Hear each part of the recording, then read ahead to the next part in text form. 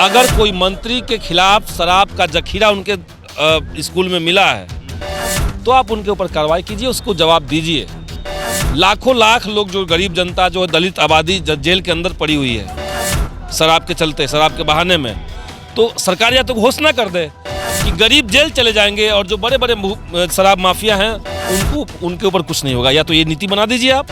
हमारे साथ है संदीप सौरभ जी, इनसे ही बात करेंगे। आप लोगों ने आज राज्यपाल भवन के आगे आके धरना दिया है, क्या है एक प्लान, क्या आपकी मांगे हैं?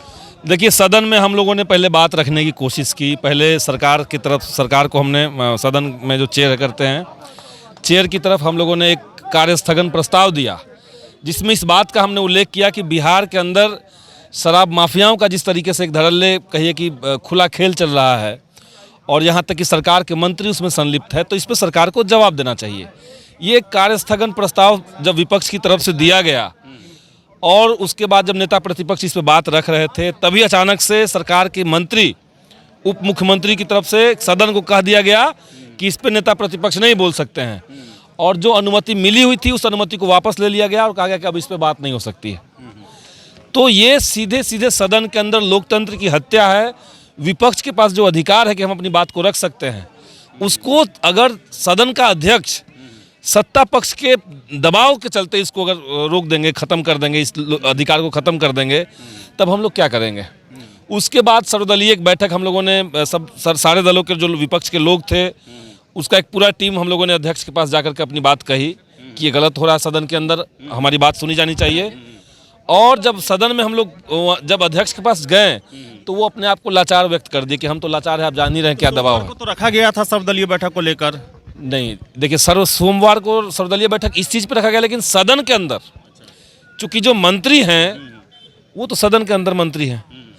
अगर मंत्री के ऊपर कोई FIR का मामला आया तो उस मैटर को आप सदन में रखेंगे कि नहीं रखेंगे?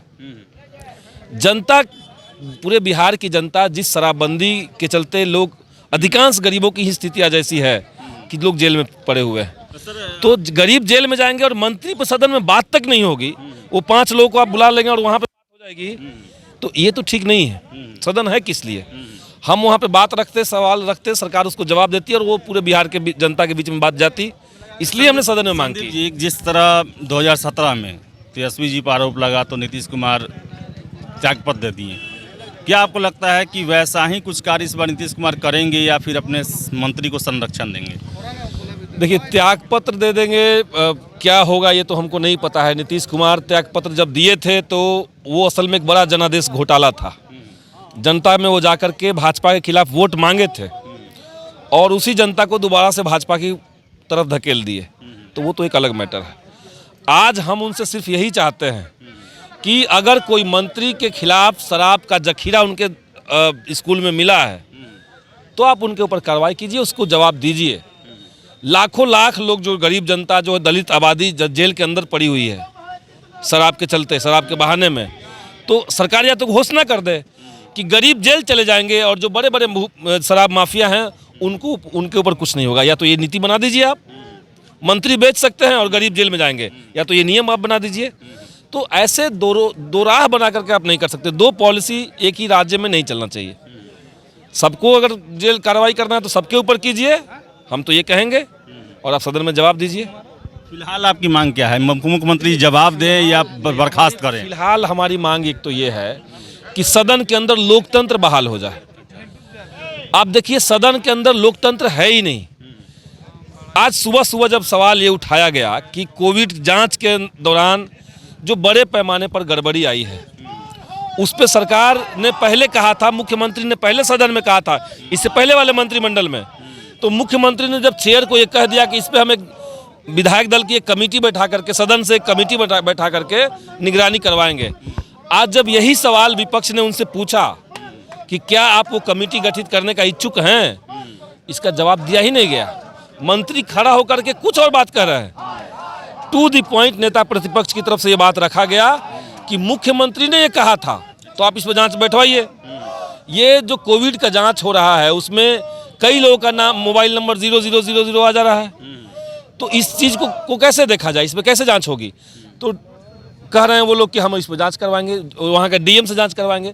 अब संकट ये है कि जो अभियुक्त होगा अगर वही जांच करने लगे, जो प्रशासन दोषी है अगर वही जांच करने लगे, जैसे उत्तर प्रदेश में योगी आदित्यनाथ मुख्यमंत्री बनने के बाद किए, वो अपने खिलाफ तमाम जो उनके खिलाफ अपराध के मामले दर्ज थे उसमें खुद ही जांच कमेटी बनाया और खुद ही उसके चेयर बन गए और खुद को ही सब बेल दे दिया और खुद ही केस खत्म कर दिया और खुद ही बरी कर लिया अपने आप को। ऐसे अगर आप सब यहाँ पे करने लगेंगे तो कैसे काम चलेगा। हमने कहा कि इस चीज़ पे आप एक कमेटी बैठाइए, लेकिन इसका जवाब नहीं मिला।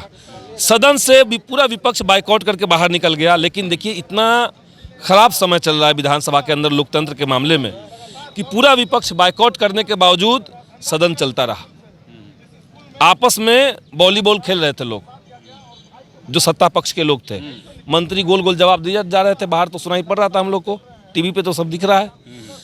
और निर्देश दे दिया गया कि कैमरा जो खाली सीट है उधर कभी कैमरा घुमाना नहीं है। जनता को पता नहीं कि विपक्ष के बिना सदन चलाए जा रहे हैं लोग। और जब हम लोग प्रश्नकाल खत्म होने के बाद जाकर के ये मुद्दा उठाएं कि इस पर सरकार कोई अपनी ये बात कहे, अध्यक्ष तैयार थे, लेकिन उप मुख्यमंत्री ने खड़ा होकर के समझिए कि अध्यक्ष को डांट दिया कि आप कैसे बात करवा सकते हैं इस पर, और फिर अध्यक्ष पलट गए। तो सदन के अंदर अध्यक्ष के पास पावर होगा कि नहीं होगा, क्या वो सरकार के दबाव से संचालित होगी, वो पद जो है उसके अंदर लोकतंत्र रहेगा कि नहीं रहेगा, ये बड़े सवाल है। एक सिर्फ रामसूरत राय की बर्खास्तगी की बात नहीं है, बात है कि सदन के अंदर विपक्ष की बात को सुनी जाएगी कि नहीं सुनी जाएगी। तो ये तमाम मुद्दों को लेकर के हम लोग यहाँ पे आ जाए हैं।